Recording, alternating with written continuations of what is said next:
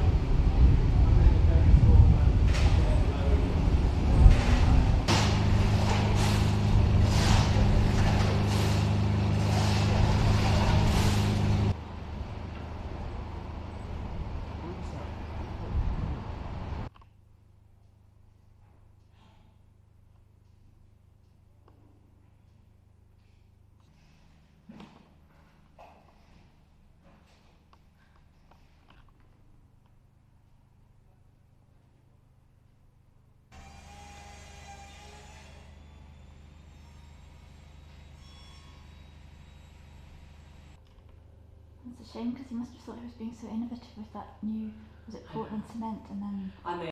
So the house has been struggling for a long time with the amount of water that's coming through the harling, which is the exterior render all around the property.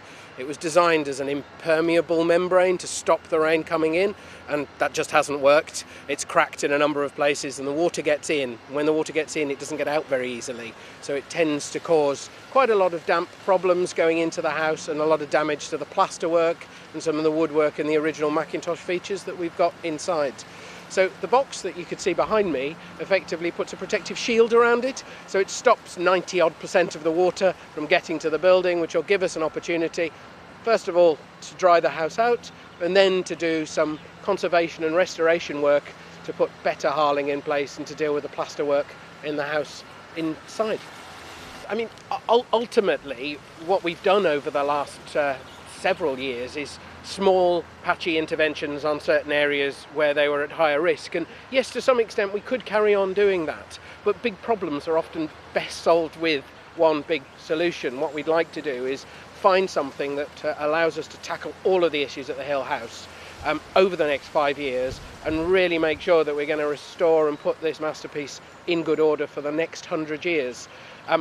If we didn't do anything, including small level stuff, we would start to lose more and more of the original feature, more and more of the original Mackintosh decoration, and inevitably the deterioration of the building would accelerate. The building is essentially almost dissolving because of the water that's being trapped, and yes, small interventions can keep on top of the problem, but it can never fix it.